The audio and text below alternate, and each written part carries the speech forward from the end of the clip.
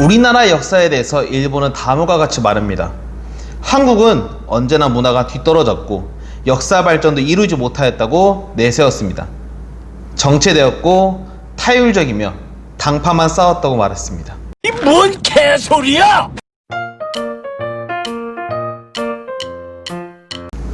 자, 여러분 안녕하세요. 오늘의 역사는 일제 역사에 대한 비판과 그리고 우리나라의 문화들이 당시에 1920년대부터 어떻게 발전되었는지 이 두 가지만 알아보도록 하겠습니다. 우선 선생님이 제일 첫 번째 잠깐 얘기했던 일본의 역사 왜곡에 대한 이야기인데, 저번에 잠깐 마지막에 살짝 언급만 했지만 실제 일본은 우리나라 역사를 연구하면서 다양한 부분에서 약간 과학적인 부분을 도입하려고 했어요. 뭐 거기까지는 괜찮아. 거기까지는 괜찮은데 문제가 되는 것은 그 사람들의 결과적인 목적이 하나 정해져 있던 거예요. 바로 뭐냐면 일본이 우리나라보다 한층 더 위에 있고 우리나라는 한층 더 떨어지는 문화이기 때문에 지배받을 수밖에 없었다라는 논리를 뒷받침하기 위해서 사실 이 역사 연구가 진행되었다고 할 수 있어요. 그래서 선생님이 간단하게 아마 옆에 띄워두겠지만 세 가지를 중심으로 알아볼 수 있습니다. 첫 번째, 바로 우리나라는 항상 정체되었다는 거예요. 우리나라는 옛날에 고조선 시대부터 지금의 조선 말기 아니면 대한제국까지 처음부터 지금까지 발전된 게 없다라는 거야. 정체됐다는 거야. 그래서 우리나라는 옛날부터 농산국가, 농사를 지었던 국가이기 때문에 아무리 발전을 한다 하더라도 뭐 세계적인 자본주의 국가로 나아갈 수 없었을 것이다 라는 게 첫 번째 주장입니다.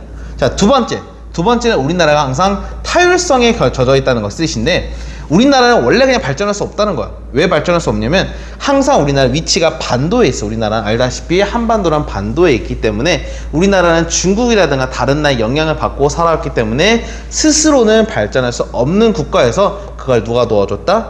바로 일본이 도와줬다는 뜻이죠. 자, 세 번째, 우리나라는 특히 정치적인 부분에서 아마 조선 중기일 거예요. 조선 중기에 바로 선조 임금이 들어섰을 때 우리나라 알죠? 대표적인 여러 가지 붕당이 있습니다. 서인과 동인이라는 두 가지의 붕당이 있는데, 이 서인과 붕당을 시작해가지고 남인 아니면 노론, 소론까지 수많은 당파들, 수많은 붕당들이 싸웠기 때문에 이렇게 계속 싸워가지고 나라가 발전할 수 없다. 그래서 결론은 뭐다? 일본이 이걸 다 해결해줬다는 거야. 사실 이 얘기를 하고 싶은 건데, 여러분의 주장을 들었을 때 아마 머릿속에 여러 가지 혼란스러운 생각이 들 겁니다. 어떤 친구들은 뭔 말 같지도 않은 소리야 라고 할 수도 있고, 어떤 친구들은 혹시 좀 그럴싸한데? 라고 생각할 수도 있어요. 그래서 이거를 하나하나 좀 반박을 해볼게요. 반박을. 우선 첫 번째, 정체성이라는 것은 사실 여러분이 약간의 그 논리를 어쩌면 약간 이거 살짝 포장한 느낌이라 선생님이 생각이 드는데, 왜냐면 여러분이 지금 시각에 봤을 때는 사실 정체돼 보일 수도 있어요. 예를 들면 여러분이 지금 중학생 입장에서 예를 들면 1살짜리 애기와 3살짜리 애기가 크게 달라 보이지 않을 수도 있지. 예를 들면 왜냐면 똑같이 애기라 보이니까. 그렇지만 그 안에서는 어마어마한 발전이 있어요. 애기가 조금씩 걸어가려는 노력이라든가, 아니면 그 아이가 엄마 아빠라는 말을 하는 수준부터, 아니면 애기가 스스로 뭘 짚고 걸어간다는 거, 아니면 스스로 걸어가는 과정까지 그 모든 기본적인 과정이 거쳐야지만 자본주의 사회로 나갈 수 있는, 소위 말해서 아주 기초적인 국가부터 쭉 올라가는데, 우리나라 역사는 이미 그 과정을 밟고 있었어요. 제일 초기에 있는 예를 들면 청동기 시작부터 철기, 그리고 고조선부터 시작해서 쭉 조선까지 수많은 농사라든가 여러 기술도 발전하고 있었고, 특히 대한제국 시대까지만 하더라도 수많은 다른 나라의 기술, 물론 빠르진 않았어. 일본이라든가 중국에 비해서는 빠르진 않았지만 우리나라 스스로 다양한 것을 발전시키려고 노력했는데, 그래서 일본의 입장에서는 너네 느려, 너네 안 돼, 이렇게 해서 모든 걸 매도한다는 것 자체는 역사적인 시각에서 봤을 때 사실 상당히 부족한 부분이 많다고 생각이 들어요. 자, 두 번째, 타율성이라는 부분인데, 세상에서 타율적으로 소위 말해서 다른 사람의 영향을 받지 않은 사람은 어디도 없어요.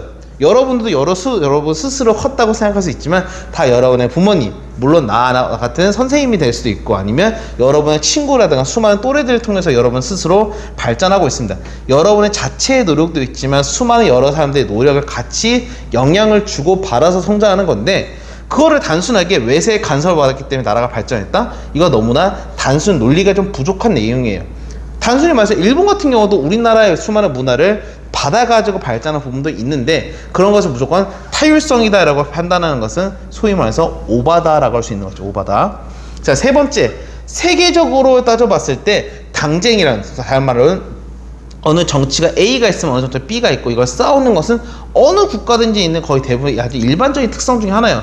뭐 예를 들면 내가 세계사는 아직 안 가르쳤지만 대표적인 영국 같은 경우에도 휘그당이라든가 여러 가지 당이 있어가지고 보수당과 진보당이 서로 싸우는 게 1800년대부터 계속 있었고 우리나라는 상당히 역사가 오래됐고 중국 같은 경우는 상당히 오래되었어요. 뭐 그 외에 수많은 여러 유럽 국가들이라든가 아니면 더 올라가서 뭐 유럽에 있는 뭐 서양의 로마라든가 이런 국가들도 다 여러 가지 붕당이라든가 여러 당이 있는데 이것을 단순하게 조선은 항상 싸웠다? 이거는 자기네가 소위 말해서 원하는 부분만 무슨 부패해서 무슨 부분을 잘라서 여러분이 급식에 담는 것처럼 자기네가 원하는 것을 입맛에 맞춰서 담은 하나의 주장이다 할 수 있는 거예요. 자, 그래서 여러분 내가 사실 이게 주장이 좀 길긴 했지만 내가 너무 어이가 없어서 이런 거를 한번 반박을 해본 거고 사실 여러분이 이런 것도 중요하지만 당시에 우리나라 역사를 공부하던 입장에서 사실 이것을 처음에 잘 반박을 못했어요.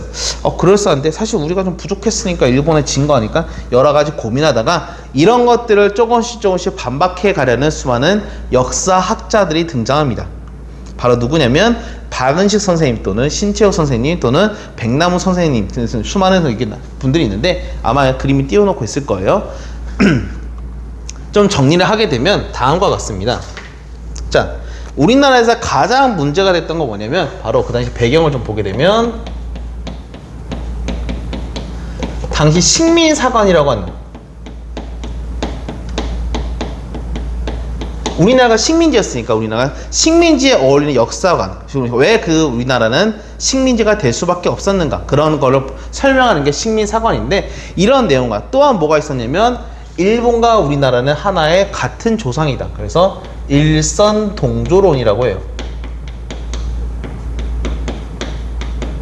일본 그리고 조선 그래서 우리나라의 조상은 같다는 건데 이거의 원래 목적은 뭐냐면 결과적으로는 우리는 같은 조상이니까 일본이 하라는 대로 따라가라는 하나의 암묵적인 세뇌 같은 내용이에요.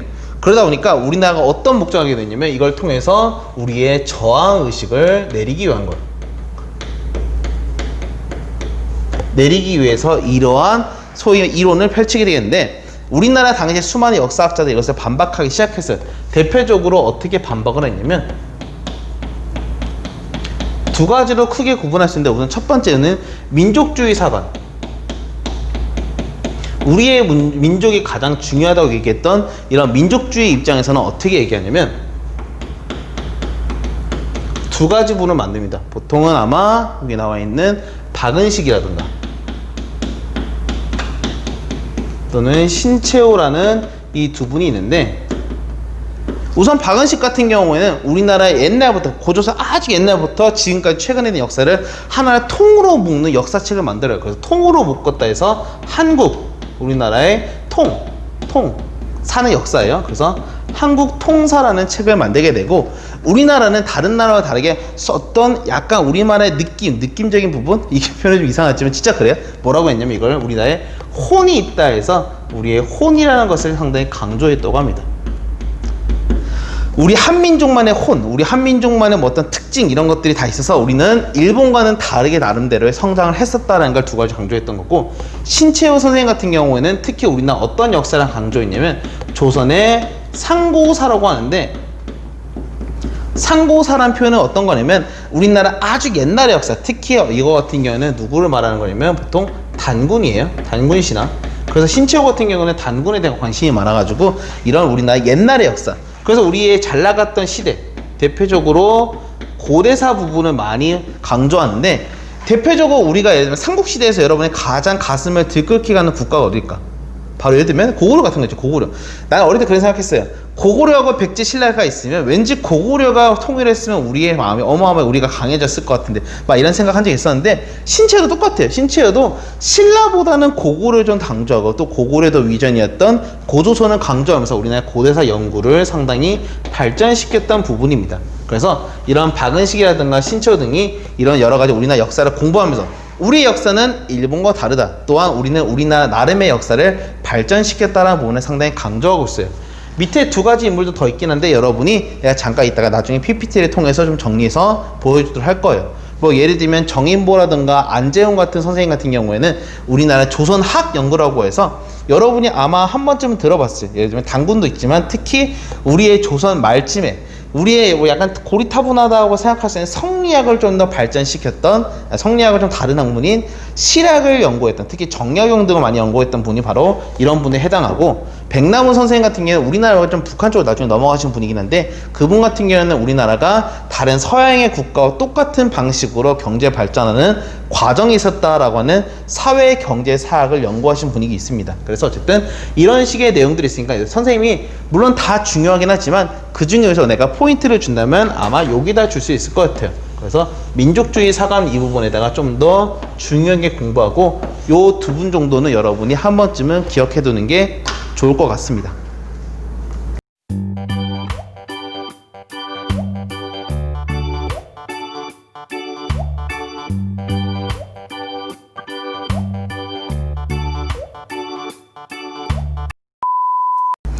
자, 그러면 여러분의 교과서 넘어가서 이번에는 74페이지인데 74페이지부터 선생님이 사실 여기는 시험에 막 내기에는 좀 그렇고 사실 여러분에게 이런 부분들이 있었구나 라고 하는 하나의 여러 가지 문화 현상이라든가 장면들 또는 사람에 대한 얘기를 할 거예요. 자, 그렇다고 막 스페이스 누르면서 오늘의 수업 끝났다 이제 그만 들어야지 이러지 말고, 그래도 여러분이 약간 역사에서 이런, 사실 역사라는 것 자체가 사람을 알고 사람을 이해하는 학문이야. 그러다 보니까 여러분이 그런 사람들을 느끼고 있는 순간 국문학, 문학이라던가 다양한 여러 가지 부분도 같이 공부했으면 좋겠어요. 그래서 문학과 예술 활동을 좀 살펴볼 건데, 여러분 교과서를 잠깐 지금 보세요. 아니면 영상에 잠깐 띄워놓겠지만 우리나라 당시 1930년대 대표적인 시였던 문학과 예술 작품에 이상화라는 분이 있습니다. 이상화 이 시인이 우리나라 대표적인 시를 하나 만들었었는데 한번 읽어볼게요. 빼앗긴 들에도 봄은 오는가, 나는 온몸에 햇살을 받고 푸른 하늘 푸른 들이 맞붙는 곳으로 가르마 같은 논길을 따라 꿈속을 가득 걸어만 간다.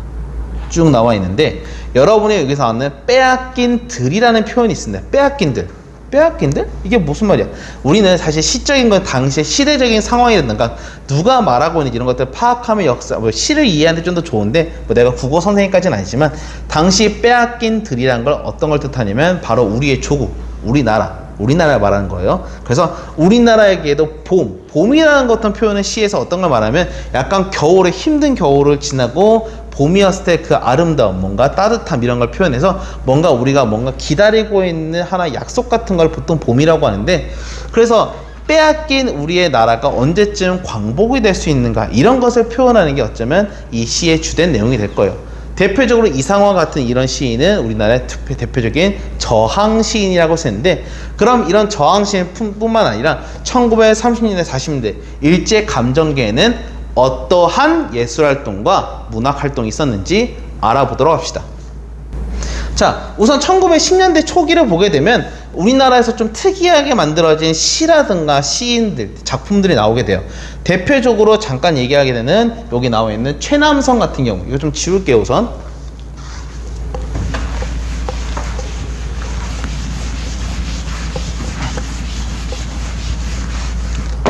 자, 최남성 같은 시인을 보면 여기 나와 있겠지만 좀 내용이 좀 특이할 거예요. 무슨 철석 때린다 해서 무슨 글자도 이상한데, 이게 왜 사실 의미가 있냐면 우리나라 최초의 근대시라고 합니다. 기존에 뭔가 정형화된 시에서 약간 특이하게 자기만의 특이한 형식의 서양이라든가 일본의 영향을 만들어서 받은 시 작품이라서 우리나라 근대 문학을 좀 더 한 단계 당겨온 시인이다 해서 조금 문학에서 고등학교에서 한번 좀 배우게 될 거고, 오른쪽에도 나와 있는 이광수란 분은 내가 워낙 많이 얘기했죠. 사실 이광수, 여기에 나오는 한자는 무정이란 글자인데, 참고로 이광수는 선생님 개인적인 어떤 일화가 좀 있어요. 별로 안 궁금하면 넘어가도 되는데, 이광수를 내가 왜 사실 수업 때 많이 얘기를 하냐면, 내가 중학교 때였을 거야. 중학교 1학년인가 2학년 때? 그때 선생님이 내가 그때 사회나 역사를 좀 잘하니까 어떤 선생님이 나를 눈여겨 본 것 같아. 그래서 선생님이 내가 너에게 아끼는 책이 하나 있는데 이거 한번 읽어보고 나중에 독후감 써보자. 갑작스럽게 수업이 끝나고 내가 개인적으로 불러서 시킨 거야. 그래서 아마 한 700페이지는 엄청 두꺼운 책을 받았어요. 물론 그때는 이 책 제품 제목이 무정이 아니라 사랑이라는 책이었는데, 처음에는 엄청 두꺼운 표지와 두꺼운 내용과 표지를 보고 개노지. 욕하면 안 되지. 어쨌든 노잼이겠구나 해서 어쨌든 읽어봤는데, 와, 읽다 보니까 너무 진짜 재미가 없는 거야. 너무 재미가 없어가지고 한 절반 정도 있다가 할 수 없이 그냥 인터넷에 여러분들 하던 것처럼 인터넷에 긁어가지고 대충 독감을 정리해서 선생님한테 드렸어요. 근데 선생님이 어떻게 이걸 다 읽었구나, 너 참 대단하다. 그래서 이 작품에 대해 어떻게 생각하냐는데, 사실 내가 읽은 게 별로 없거든. 그래서 뭐 그냥 괜찮았던 작품인 것 같아요. 그래서 넘어갔던 기억이 있는데, 그 사람의 이름은 기억나요. 그 사람의 그 작품이 이광수라는 사람인데, 내가 그때는 잘 몰랐어. 근데 이게 일제감정기에 있던 사람인데 되게 훌륭한 사람이겠구나. 그래서 나중에 역사를 막 공부하면서 하는데 이 사람이 자꾸 튀어나오는 거예요. 그래서 이 사람 어떤 사람인가 봤더니, 알고 봤더니 엄청나게 유명했던 독립운동가이자 친일파라는 거야. 그래서 그러니까 당황했던 기억이 있어요.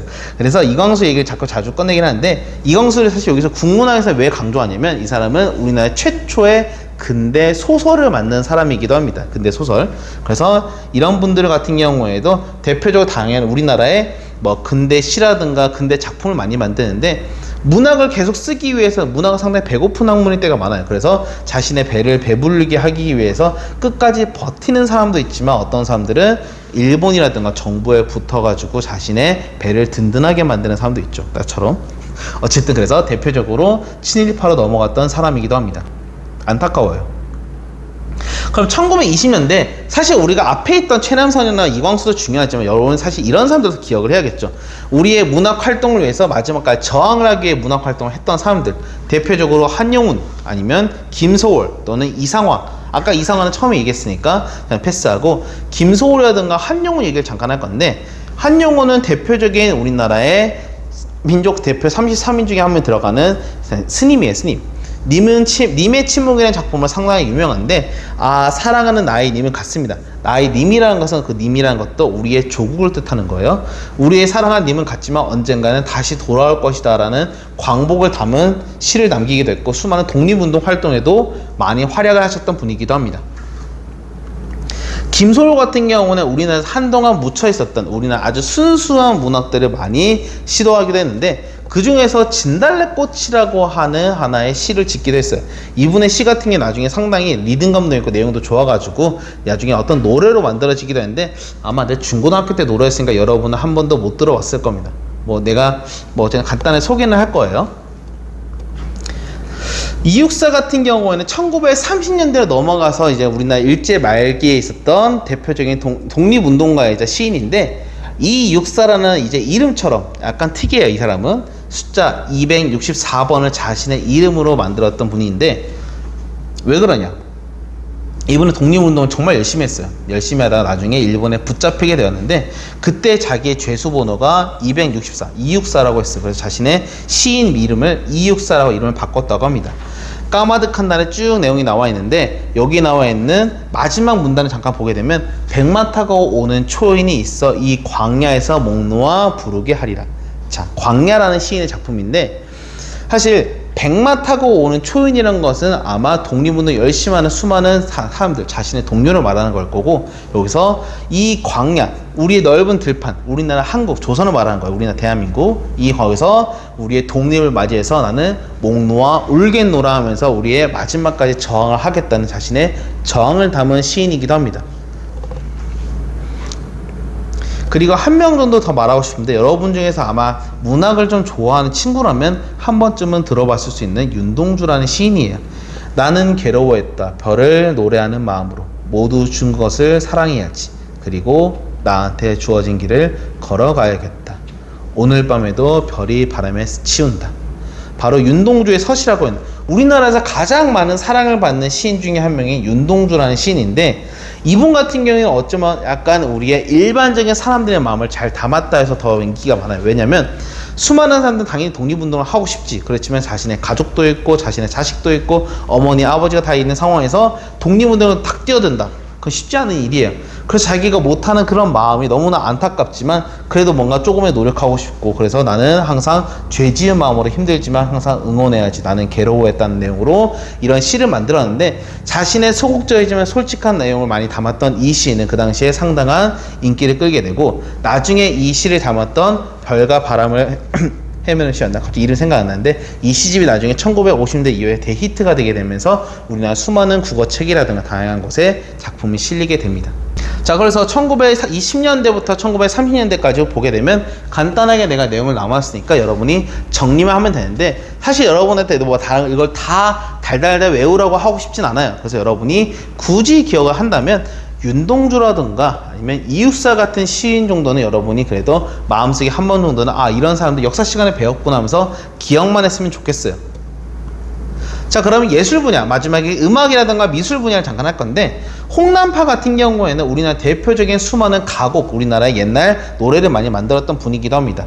이분 같은 경우 여러분 우리나라 음악 교과서에도 막 한번 작사 작곡하면 넘기다 보면 아마 이분의 작품이 하나씩 나올 거예요. 뭐 예를 들면 대표적으로 뭐 봉숭아라든가 고향의 봄 같은, 아마 내 생각인데 초등학교 때도 아마 이런 노래를 배웠는데 지금도 있는지는 잘 모르겠네요. 나의 살던 고향은 꽃피는 산골.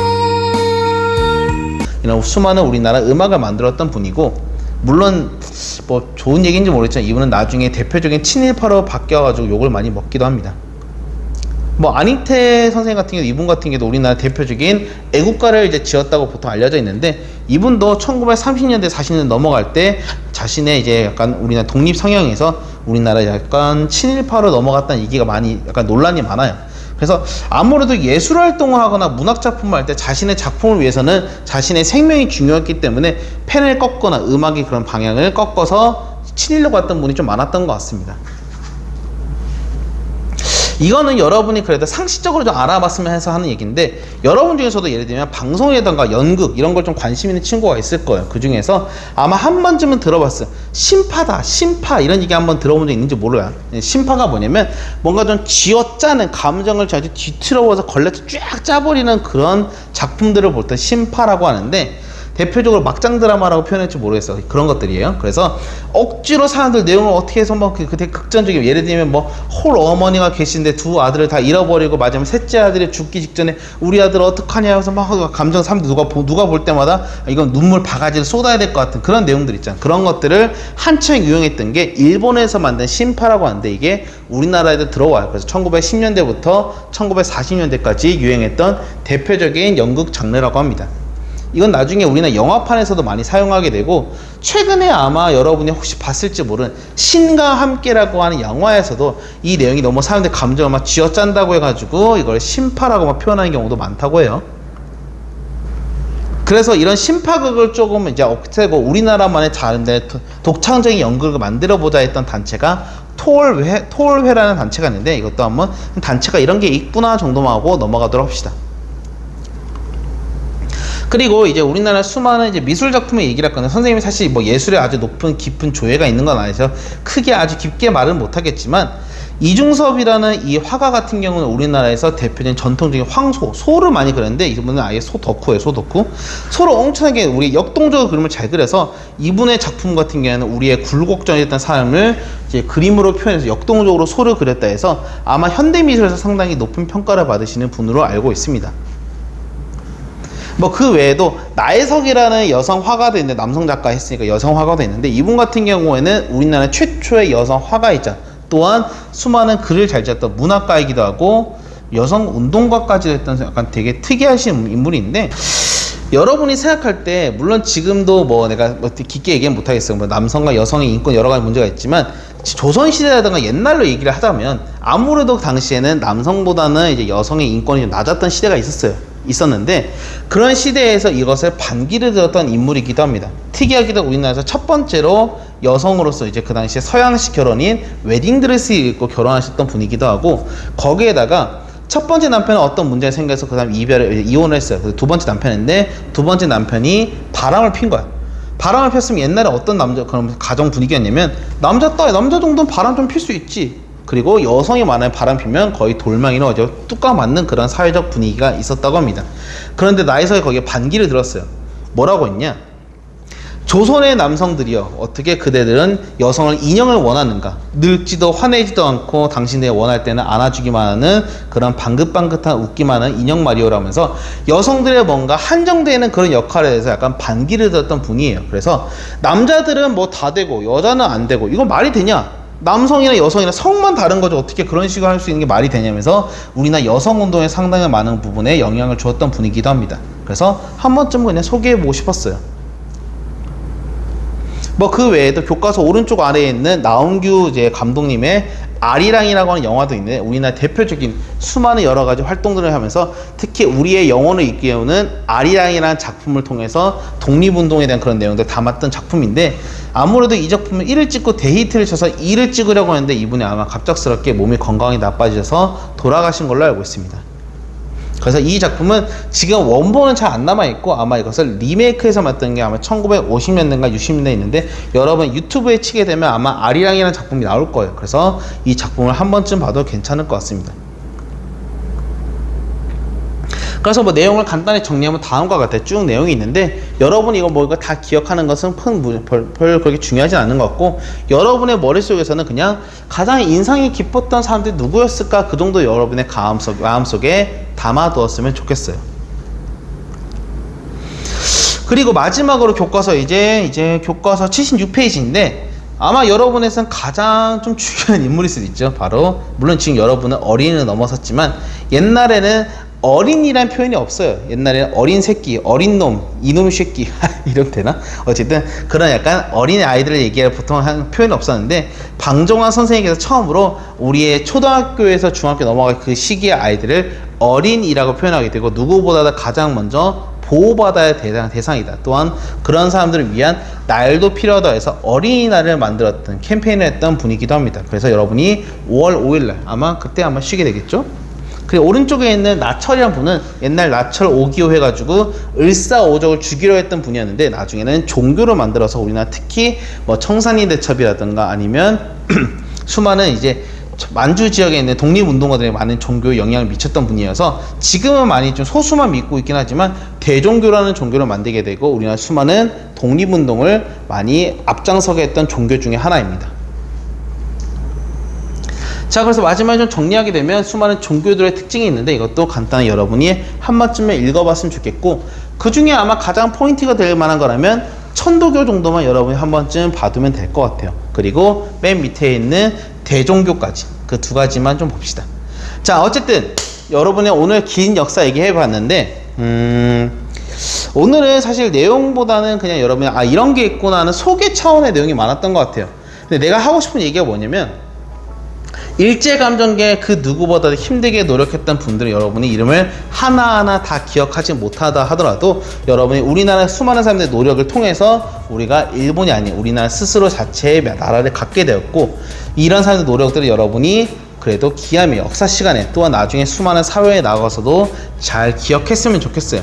물론 여러분이 다 세세한 것까지 기억 못해도 괜찮아요. 그렇지만 여러분이 열심히 노력했던 인물 그리고 여러분의 가슴속에 남아있던 가장 인상 깊었던 사람들 정도는 꼭 기억해서 나중에 살아가면서도 나의 인생 하나의 나침반 같은 사람들이 되었으면 좋겠습니다.